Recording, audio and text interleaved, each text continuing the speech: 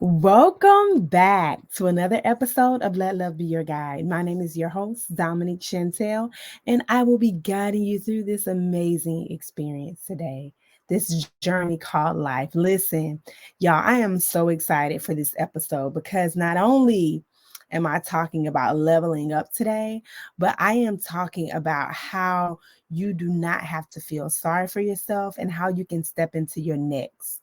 And so, with that being said, I want to let you know that you can join me every Sunday from 12 p.m. to 1 p.m. on Beat Break Radio. The link will be down below, and I will be talking about some amazing topics, just having the conversations ongoing and just really connecting with you. And so, if you like what you hear, make sure you share this with somebody, the podcast episode, my YouTube. And I just want to welcome all the listeners in from Beat Break Radio, from 101 The Vibe FM, and all my listeners. I just want to say thank you, thank you, thank you. Because of you, I am still here. And I want to again invite you to, if you haven't already, go follow me on all social media platforms, on Instagram at Dominique Chantel, on TikTok underscore Dominique Chantel, on YouTube, Dominique Chantel TV, and also on Facebook at Dominique Chantel. And so, again, thank you so much. And you can even listen to the podcast if you're listening now on Buzzsprout, drops every Wednesday. And so, thank you so much. So, listen, I want to make sure that you guys and that we are rotating well on all cylinders. So, when I say rotating well on all cylinders, I understand that in order for us to do well in life, you have to be thriving in all areas, which are emotionally, relationally, financially, and spiritually. Okay, in those four areas. And those are also areas in my coaching group that I'm a part of. Daniel's Den, shout out to my Daniel's Den mates. Thank you so much. But um, what we are doing is basically learning how to do well in life through these four avenues, right? And so again, if you have any problems emotionally, it's probably going to spill over into your finances, into your spiritual life. And so how you are doing, my pastor Darius Daniels always say, how you are doing emotionally, okay, is how you are doing. And I truly do believe that. And so we have to have goals for these different areas of our lives. And so that's what I'm here to talk to you about today. All right. Um, Listen, the reason why you can listen to me and know that I am a voice that you want to listen to is because I've gone through periods where I've struggled with mental wellness, right? And so the stability of how I'm doing mentally, the stability of how I'm doing financially, the stability of coming out of a divorce totally wrecked and just thrown off. And I felt like my life was in shambles. Again, this channel was born because, again, letting love to be my guide, I was able to love my way through my divorce. And what does that mean?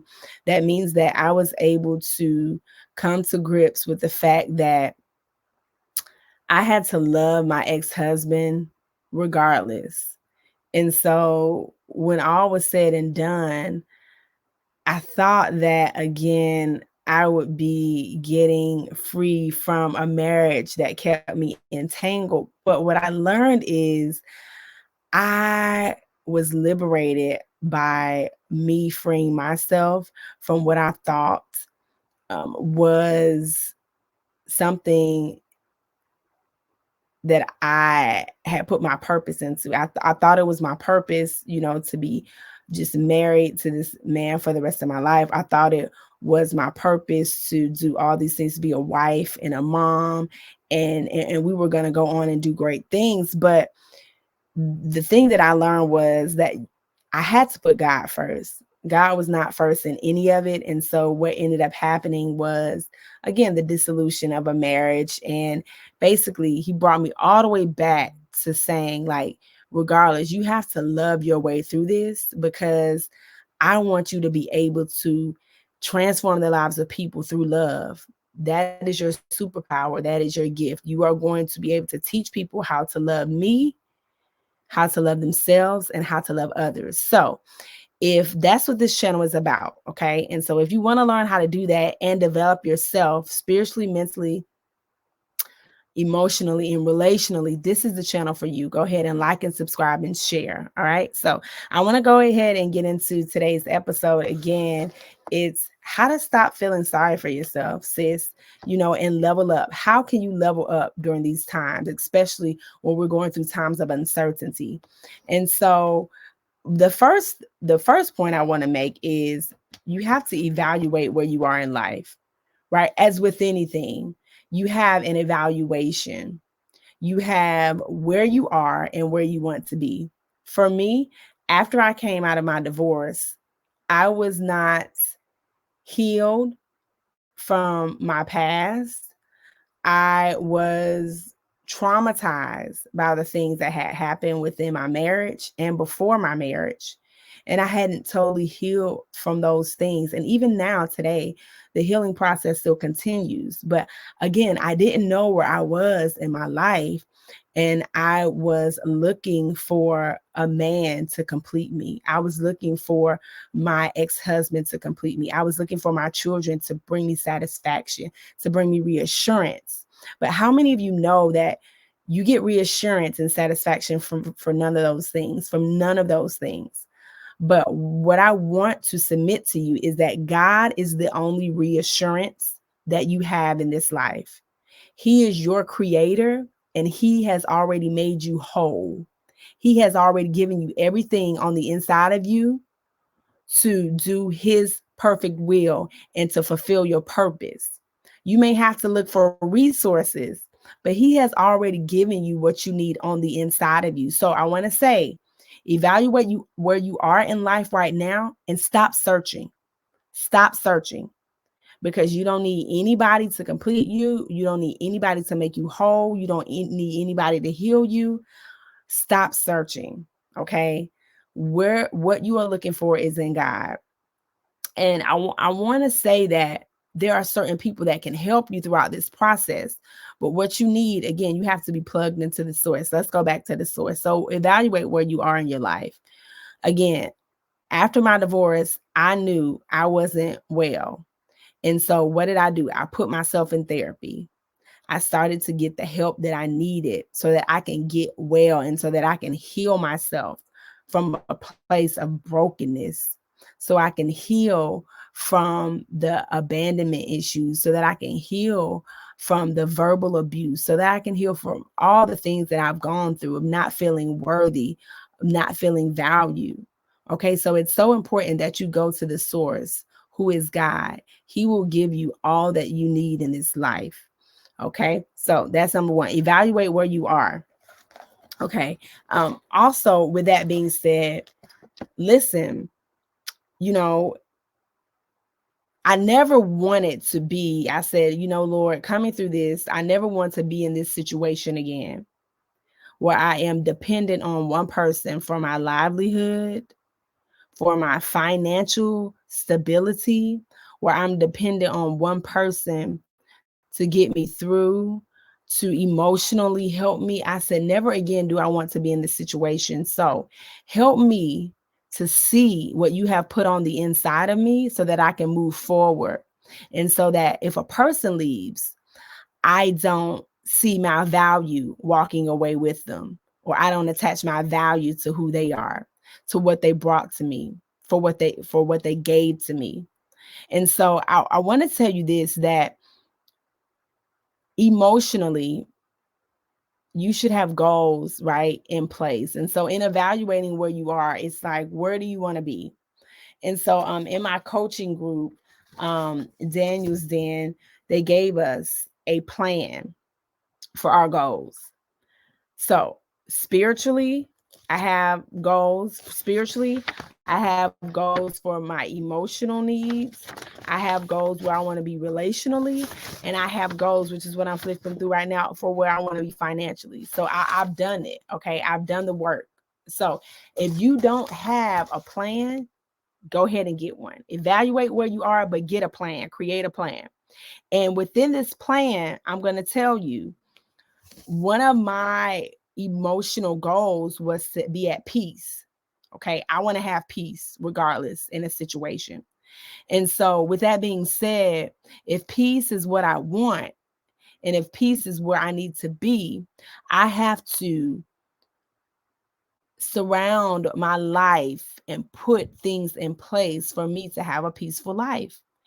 And so for me, I said, okay, in order for me to have peace, what I wrote down for emotionally, peace at all times and contentment. Okay. Don't get it caught up with but complacency, because content means I'm content in my situation. I'm okay with where I am, but knowing I'm not staying there. Okay. So, in taking emotions out of my decision making, and I'll talk about that a little later.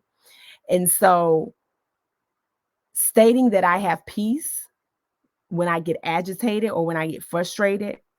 And I quote the Bible verse, John 14 and 2017.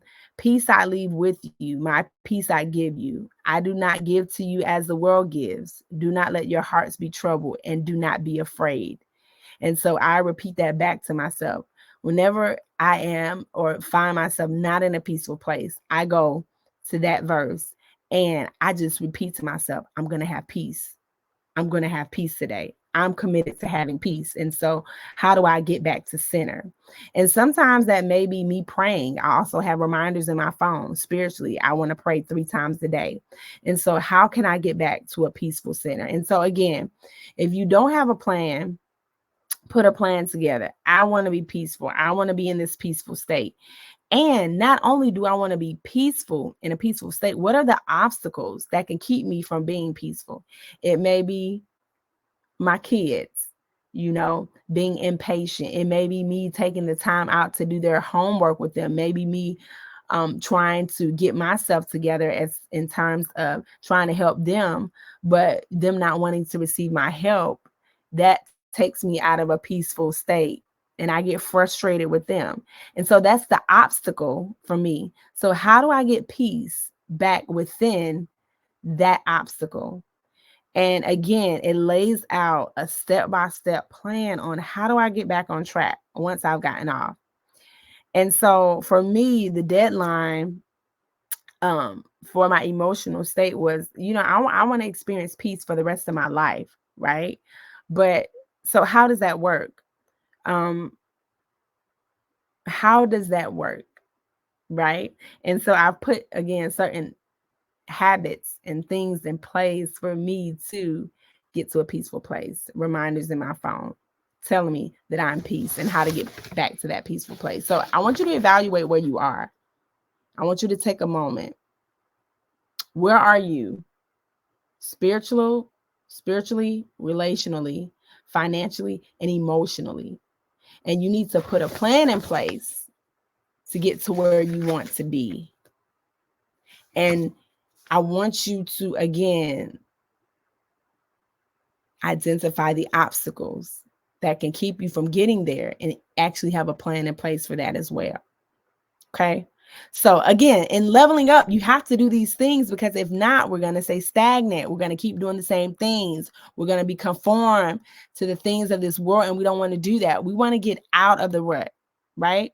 Okay. So next, I want to talk to you about how, again, leveling up. Listen, you got to have values. What are your values? What are your non-negotiables?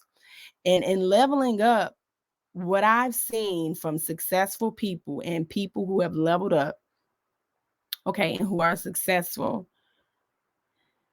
they have values. And it doesn't matter who comes into their life. If the people around them don't exhibit these values, it's like they put them on pause or put them on hold.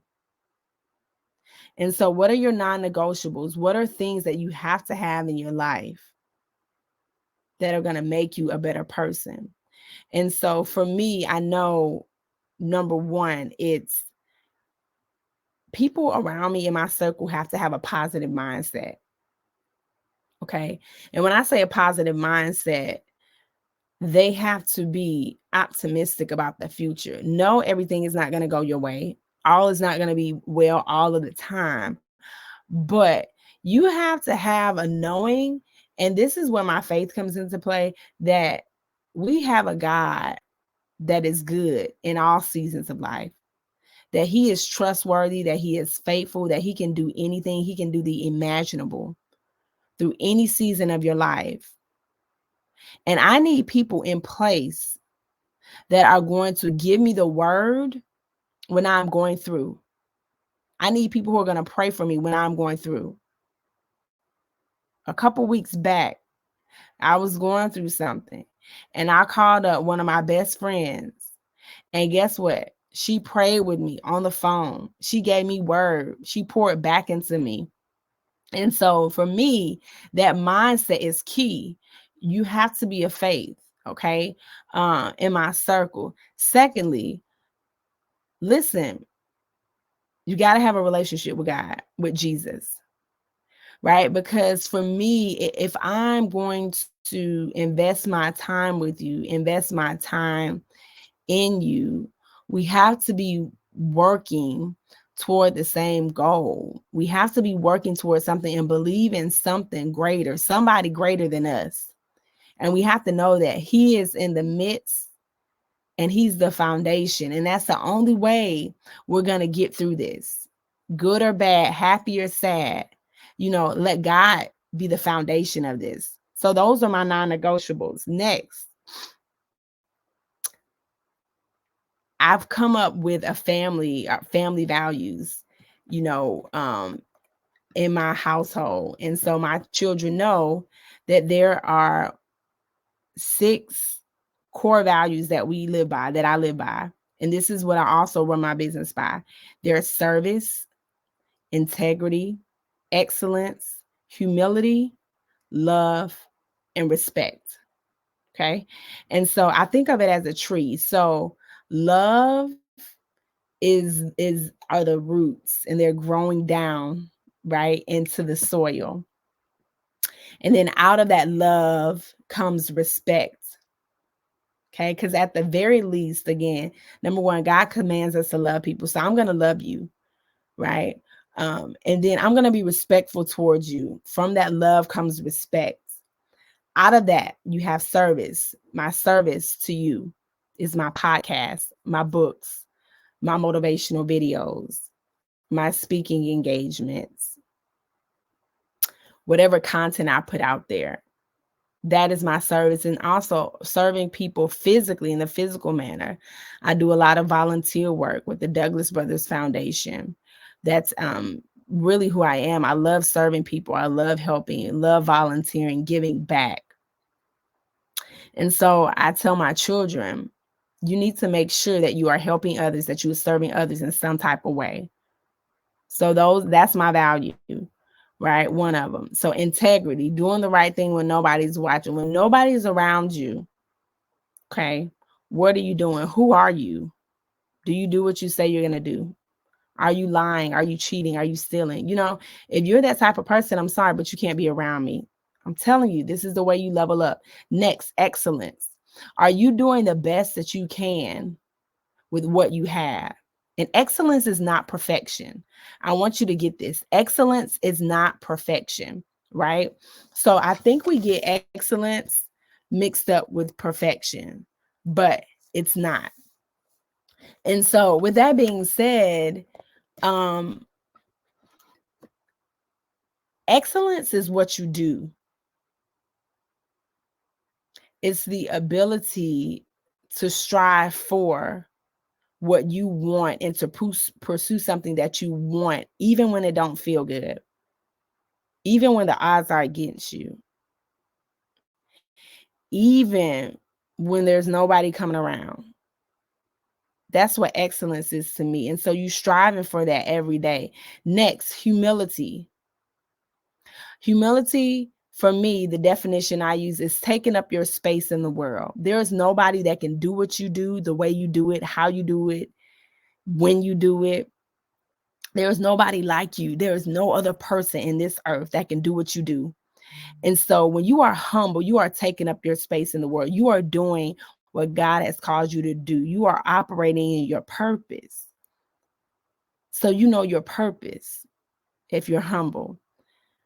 And then again, everything is rooted in love and respect.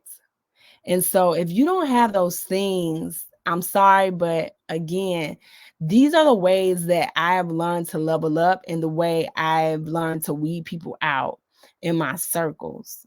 Because if you aren't about these things, you have got to go. And I implore you to get some values, get some non-negotiables so that you can have in your toolkit to say, oh, I know this person is for me. I know I'm supposed to be rocking with this person. I know we riding. So get that in your toolkit. Listen, I want to go back to a point really quick, and it's something. Shout out to Anthony O'Neill, the Table with AO. I listen to him for financial sound advice, and he says that what wealthy people do with their money, and he says wealthy people, okay, do not allow their mood to dictate any area of their life, their financial goals. So their mood or their emotions do not affect what they do with their money. Think about that. What if you did not allow your mood to affect what you do with your money? That's powerful, because I know if I know myself, I used to do a lot of emotional spending because I felt like it, because I feel like I deserve this. I deserve that purse. I deserve those shoes. My children deserve this. I feel like doing this. It feels good. But what if we can delay gratification for a bigger cause? What if we can delay gratification because we know that in the end, if we can delay gratification, there's something bigger on the other end, such as a savings that we want, such as investing, such as a college fund for our children? What about instead of taking that vacation that costs thousands of dollars, what about if we would have put that toward my kids' college fund? But I wanted to feel good in the moment. I'm just saying, I'm only speaking from my experience and myself. But what if we would stop spending emotionally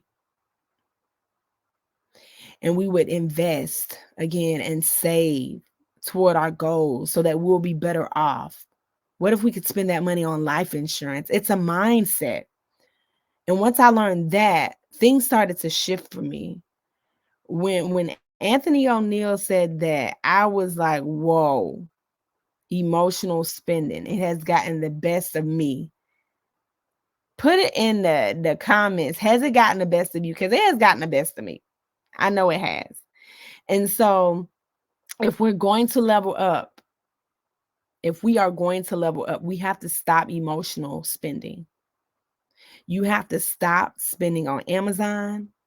You have to stop operating off of your emotions just because you feel like doing it, because you feel like you deserve it, because you feel like you deserve a bigger house, a bigger car, a newer car. We have to allow our emotions to be an indicator, and not it be something that we make decisions off of. And when I think about my life, over the course of my life, I've operated on my emotions. How does this feel? How does that feel? And that has left me broken. It has left me down. It has left me not in a good space.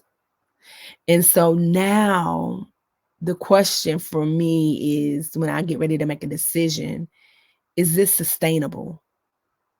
If I make this decision right now, based off this emotion, can I sustain this? Can I sustain this lifestyle? Am I going to need the money back for something else? Is this an emotional spend, or is this something that I need? And that's the one of the ways that I've leveled up. So, and just recently I had to make a decision. I wanted to go on a vacation. I wanted to go out of town, but there were other priorities that were riding, on me. And so I had to make a decision to say, this vacation will make me feel good. I'm going to feel amazing.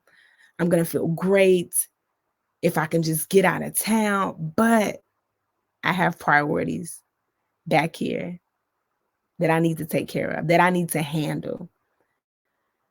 And so is this decision, it's based on how I'm going to feel. But when I get back, number one, I need the money for something else. So really, I shouldn't be going out of town.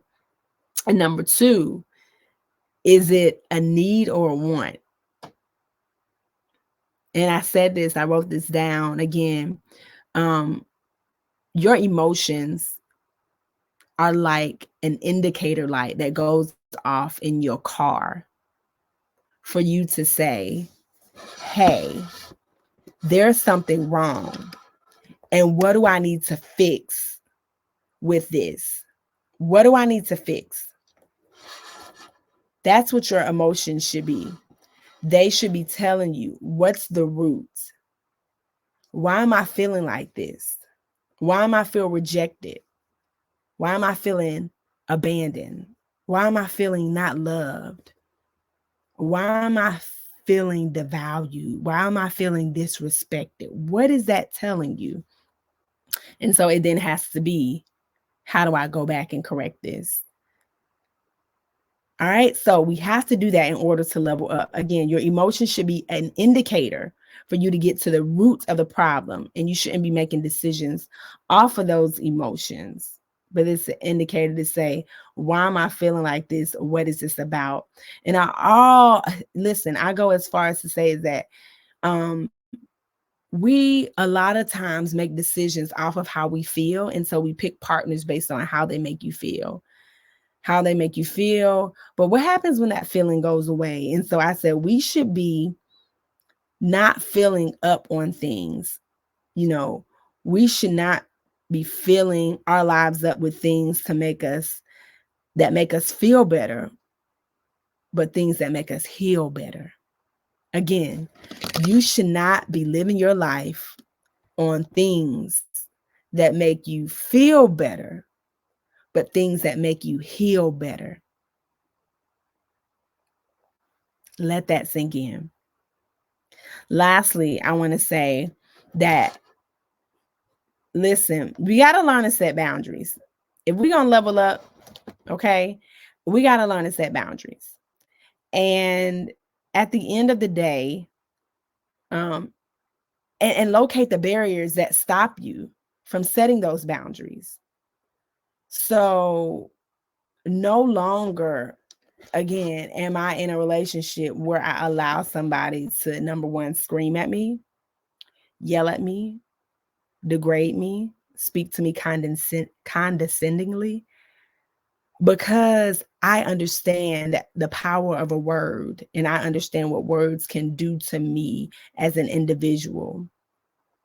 And so that includes my significant other, that includes my children, that includes my family members, that includes my friends. If you speak to me in a way that is degrading, that is condescending, that is verbal abuse, I'm going to let you know, hey, in love, like, that's not how you speak to me. That is not how you speak to me, because that's not how I speak to myself. So I'm not going to allow you to speak to me in that manner. So I don't need you screaming at me. I don't need you yelling at me. But what I will ask you to do, if you're screaming and yelling, I will kindly walk away, and I will let you know I'm about to walk away, because this conversation for me right now, nothing's going to get accomplished because I'm shut down right now. And in order for us to have a mature conversation without the yelling and screaming, I need you to stop the yelling and screaming. And I need us to talk about this like two mature people, like emotionally intelligent people. And I say this out of respect. I say this out of just in the name of love. We have to learn how to speak to people. I don't care who you are. God did not give you dominion over people. That he did not do. God gave you the ability. He gave you dominion over a place. He gave you, you can manage people, right? You can manage talent, but you can't manage or have dominion over people. How can you have dominion over something that you're equal to? Ooh, catch that. You cannot have dominion. Thank you, Jesus, Holy Spirit. You cannot have dominion over something that you are equal to. You and I are equal. God is no respecter of person. No matter who you are, no matter who they are, you can't have dominion over people. God gave people free will, free choice. So if God didn't even allow himself to control you, how is another person, you a human being, going to try to control another person? I don't understand that. But what you can do is manage talent. You can manage people's creativity. They can manage their own creativity. God gave us dominion over the earth, over the animals, right? Over a space. And so that's where you're supposed to occupy. And so I want to say to you, to close this out, that again, make sure that you set boundaries, and make sure that it doesn't matter who the person is, again, whether they're family, friends, co-workers, boss, you do not allow people to speak to you or treat you in a way that makes you feel less than, because you're equal. We're all equal. Okay. I just want to say that. Listen, if you like this episode, if this helped you in any way, make sure you subscribe, make sure you share this, make sure you are dialed in. And I want to say thank you for listening on Beat Break Radio. And listen, make sure you're always believing so that you can always be receiving. And make sure you always allow love to be your guide in life, today, forever, and always. I'll see you next time. Love y'all. Bye.